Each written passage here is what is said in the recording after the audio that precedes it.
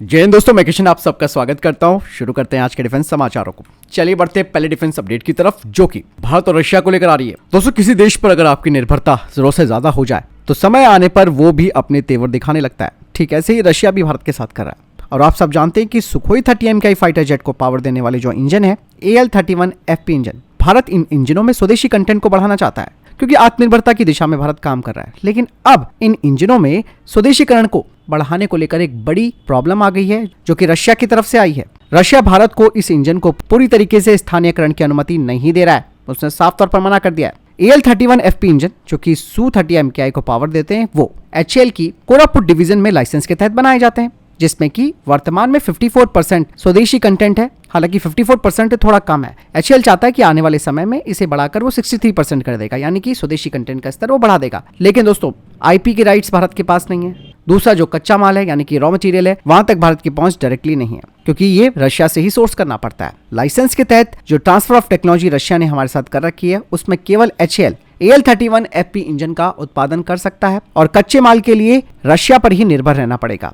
मतलब साफ है कि इस तरीके की रिस्ट्रिक्शन से HAL अब इसमें स्वदेशी जो कंपोनेंट्स है उनकी मात्रा को नहीं बढ़ा सकता है। ना ही भारत इसमें रशिया की परमिशन के बिना लोकली मैन्युफैक्चर पार्ट भी नहीं लगा सकता। यहाँ पर दोस्तों एक बात और सामने आई है कि HAL और गैस टरबाइन रिसर्च एस्टेब्लिशमेंट ने कुछ असेंबली और सब असेंबली को स्थानीय रूप से तैयार करने की योजना बनाई है।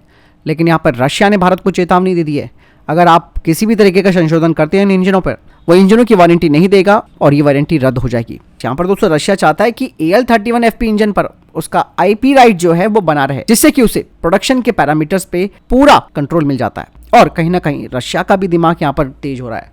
उसे ऑलरेडी चाइना धोखा दे चुका है रिवर्स इंजीनियरिंग करके, लेकिन वो भारत को ये सब काम करने से मना कर रहा है। लेकिन भारत चाहता है कि किसी भी तरीके से AL-31 FP इंजन का स्वदेशीकरण किया जाए, इसमें लोकलाइजेशन के % को बढ़ाया जाए। अगर दोस्तों HAL रशिया के खिलाफ जाकर ये काम करता है, यानी कि मॉडिफिकेशन करता है इंजनों में, तो कंपनी को यानी कि HAL को ही इसकी वारंटी और बिक्री के बाद जो सहायता होती है, जिसे कि आफ्टर सेल सपोर्ट कहते हैं, उसका जिम्मेदार बनना पड़ेगा। यानी कि पूरी जिम्मेदारी HAL और GTRE को लेनी पड़ेगी। लेकिन मैं तो ये कहना चाहूंगा कि भारत को रशियन कंपोनेंट्स को बदलने की पूरी कोशिश करनी चाहिए और रशिया पर अपनी निर्भरता कम करनी चाहिए। दोस्तों, भारतीय नौसेना को अगले महीने 2 स्वदेशी फ्रंटलाइन युद्धपोत और एक डीजल इलेक्ट्रिक पनडुब्बी मिलने वाली है। इसके अलावा रशिया द्वारा निर्मित जो नया फ्रिगेट INS तुशील है, वो भी नौसेना में शामिल हो जाएगा। नए युद्धपोतों में सबसे बड़ा गाइडेड मिसाइल डिस्ट्रॉयर सूरत होगा, जिसका डिस्प्लेसमेंट 7400 टन का है। इसके बाद स्टेल्थ फ्रिगेट नीलगिरी और पनडुब्बी वागशीर शामिल होगी, जिनमें की भारी भरकम सेंसर्स और हथियार लगे हैं। बढ़ते नेक्स्ट अपडेट की तरफ। दोस्तों, भारतीय सेना की एंटी टैंक गाइडेड मिसाइल टुकड़ियों ने सटीकता और फ्लेक्सिबिलिटी का प्रदर्शन किया है, वो भी 15,000 फीट की ऊंचाई पर और -9 डिग्री सेल्सियस और 0 लाइट में अपने लक्ष्यों को भेदा है। चलिए बढ़ते नेक्स्ट अपडेट की तरफ। दोस्तों, भारतीय नौसेना के लिए जो नेक्स्ट जनरेशन मिसाइल वेसल्स यानी कि NGMVs तैयार हो रहे हैं, उस पर अब कई देशों का ध्यान गया है। ये वो देश हैं जो कि अपने पुराने कॉर्वेट को बदलने के लिए इन युद्धपोतों को खरीदने का विचार कर रहे हैं। इन युद्धपोतों का कॉम्पैक्ट साइज और भयानक मारक क्षमता है। 4 ब्रह्मोस सुपरसोनिक क्रूज मिसाइलों से लैस ये जो NGMVs हैं, ये सबसे बड़ी पावर है इनकी, और ये अत्यधिक एडवांस मिसाइलें लंबी दूरी की हाई स्पीड अटैक क्षमताएं प्रदान करती है। और कुछ छोटे देश इसी तरीके के शक्तिशाली युद्धपोत की तलाश कर रहे हैं, इसीलिए वो NGMV में अपनी रुचि दिखा रहे हैं। ये डिजाइन, आकार और मारक क्षमता के बीच संतुलन चाहने वाले देशों के लिए बहुत ही बेहतरीन ऑप्शन होगा। हालांकि भारतीय नौसेना को 2027 में पहला NGMV मिलेगा। NGMV इंडियन नेवी की इन हाउस डिजाइन विशेषज्ञता का एक प्रोडक्ट है और अत्याधुनिक जहाज निर्माण तकनीक का ये उपयोग करता है। ये परियोजना भारत सरकार की सागर पहल के साथ रेखांकित है। ये नेक्स्ट जनरेशन के जहाज कई तरीके के मिशनों को संभालने में सक्षम होंगे, जिसमें कि निगरानी गश्त, बड़े जहाजों की सुरक्षा, deterrence operation, surface action group मैनवर्स, search and attack operations आदि। चलिए बढ़ते नेक्स्ट अपडेट की तरफ। दोस्तों, भारतीय सेना ने 2023 में टोयोटा हाइलक्स पिकअप का सफल परीक्षण किए थे। अपनी शानदार टिकाऊपन और ऑफ रोड क्षमता के लिए मशहूर हाइलक्स का परीक्षण भारत में मौजूद सबसे कठिन परिस्थितियों में किया गया, जिसमें कि 13,000 फीट की ऊंचाई से लेकर उच्च ऊंचाई वाले क्षेत्रों के ठंडे तापमान तक शामिल है। यही नहीं दोस्तों, टोयोटा हाइलक्स में कई तरीके के मॉडिफिकेशन भी किए गए हैं, जिसके लिए मैंने एक खास वीडियो भी बनाया। अगर हम इस गाड़ी के लिए बात करें तो मैं इस गाड़ी को आपको बता सकता हूँ, ये टोयोटा हाइलक्स व्हीकल है। हम टोयोटा के मैन्युफैक्चरिंग पार्टनर्स हैं फ्रॉम पंजाब साइड से। इस गाड़ी में हमने मिनिमम कस्टमाइजेशन के साथ बहुत सारे फीचर्स के लिए इंडियन आर्मी को दिया हुआ है। फर्स्ट अगर मैं बात करूं तो इसका एस्थेटिकली लुक है, इसमें कोई हमने एस्थेटिकली कुछ चेंज नहीं किया हुआ है, सेम जैसे हाइलक्स से आता है वही है टोयोटा से। हमने चेंजेस किए हैं इसमें, फ्रंट बम्पर को हमने कस्टमाइज़ किया है, ये रगडाइज बम्पर है किसी भी ऑल टेरेंस के लिए। इलेक्ट्रिक रिंच है 5.4 टन कैपेसिटी के साथ। अगर मैं पीछे की बात करूं, इसमें हमने सॉफ्ट कैनोपी दी हुई है जो इजीली रिमूव हो जाएगी और इंस्टॉल भी हम उसका कर सकते हैं विद इन 15 मिनट्स। इसके साथ हमने इसमें गन माउंट्स भी दिया हुआ है 5.56 टू 7.62 mm।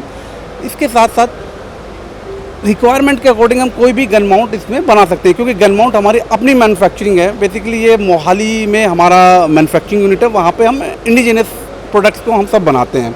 अगर मैं इसके टायर्स की बात करूं तो ये फ्लैट रन टेक्नोलॉजी के ऊपर है। सपोज अगर मेरे चारों टायर्स पंचर भी हो गए तभी भी ये 70 किलोमीटर्स विदाउट हैसल मूव कर सकती है और आप किसी सेफ साइड पे जाकर के अपने आप को बचा सकते हैं। सिमिलरली इसमें 4 पर्सन्स की आगे कैपेसिटी है बैठने की और रियर साइड में 2 पर्सन्स है, वो हम कैपेसिटी इसमें इंक्रीज़ भी कर सकते हैं एज़ पर आवर रिक्वायरमेंट। अभी हमने 2 पर्सन की रियर साइड में है, मूवेबल चेयर्स हैं, प्लस 2 इसमें हमने कैंस दिए हुए हैं, प्लस कटीले तारों के लिए भी हमने इसमें जगह दिया है। सपोज़ आपको कहीं स्टॉपेज बनाना है, कटीले तार लगाने हैं, तो उसके लिए भी हमने स्पेस इसमें दिया हुआ है। तो सर मैं ये पूछना चाहूँगा कि अभी इसके कोई ट्रायल्स हुए हैं इंडियन आर्मी के द्वारा? अभी इंडियन आर्मी में ट्रायल्स इसके चल रहे हैं, इसकी रिक्वायरमेंट बहुत ज़्यादा है, डिमांड काफ़ी हो रही है, हमारे पास काफ़ी इंक्वायरीज इसकी आ रही हैं जिसके ऊपर हम लगे हुए हैं, बट मैं ऑब्वियसली कस्टमर्स आपको बता नहीं पाऊंगा। बढ़ते नेक्स्ट अपडेट की तरफ। ब्रिटेन इटली ने अब अपने छठे पीढ़ी के फाइटर जेट को बनाने के लिए भारत को आमंत्रित कर दिया है। आप सब जानते हैं कि इटली और United Kingdom global combat air programme, जिसे कि जीकैप कहा जाता है, उसके तहत 6th जनरेशन के फाइटर जेट को तैयार कर रहे हैं, जिसके लिए बाकायदा वो अब भारत को अप्रोच कर रहे हैं और भारत का पूरा सपोर्ट भी कर रहे हैं। आपको बता दें कि इसमें जापान भी शामिल है। इस प्रोजेक्ट का लक्ष्य 2035 तक नेक्स्ट जनरेशन के स्टेल्थ फाइटर जेट को तैयार करना है। हालांकि ये वही टाइमलाइन है जब हमारा AMCF फाइटर जेट भी प्रोडक्शन में आ जाएगा। 2 साल पहले ही दोस्तों ब्रिटेन ने भारत को टेम्पेस्ट प्रोजेक्ट में भाग लेने के लिए निमंत्रण दिया था और इसी प्रोजेक्ट के आधार पर आगे जीकैप को तैयार किया जा रहा है। हालांकि इस प्रोजेक्ट में इटली काफी उत्साह दिखा रहा है। दरअसल भारत को शामिल करने में इटली की दिलचस्पी काफी ज्यादा है। मतलब साफ है कि दोस्तों इस प्रोजेक्ट में काफी भारी भरकम पैसा लगेगा, इसीलिए ये जो लागत है उन्हें शेयर करने के लिए ये साझेदारी करने की बात कर रहे हैं। जीकैप में भारत जैसे और भी अन्य भागीदारों को शामिल करने का मतलब सिर्फ वित्तीय बोझ को यानी कि फाइनेंशियल बर्डन को कम करना नहीं है।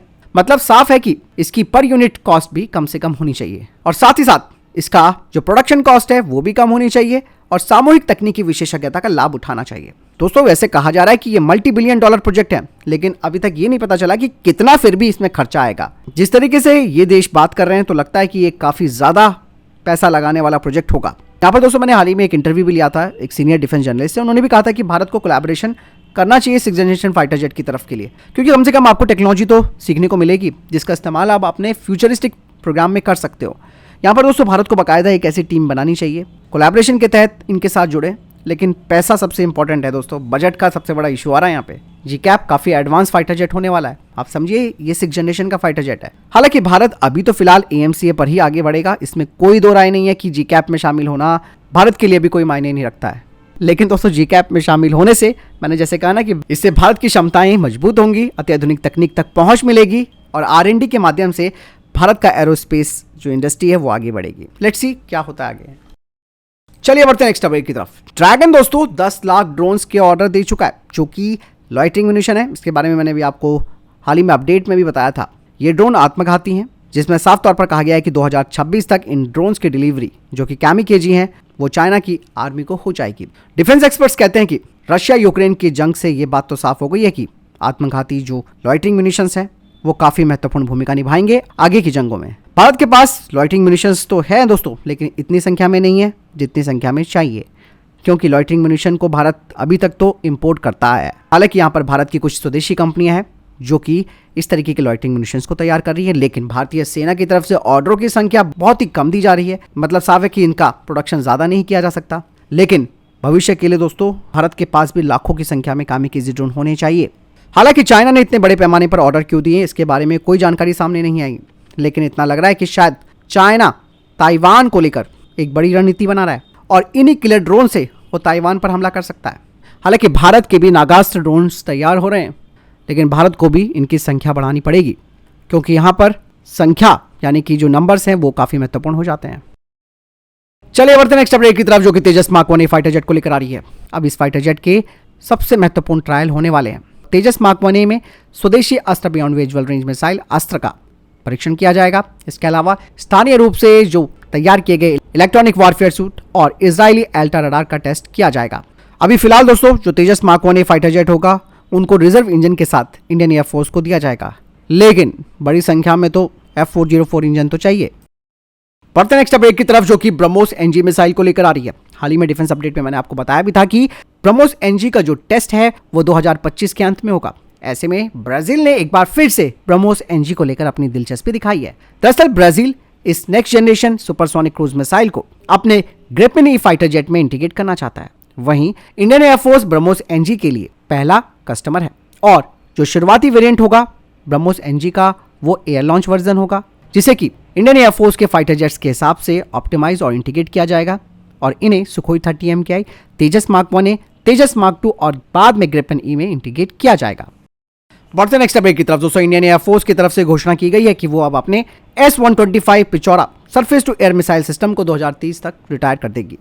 चलिए बढ़ते नेक्स्ट अपडेट की तरफ। Parliamentary standing committee on defence ने कंफर्म किया है कि DRDO की vertical launch short range surface to air missile यानी कि VLSR SAM, इसकी एक्चुअल स्ट्राइक रेंज है 80 किलोमीटर।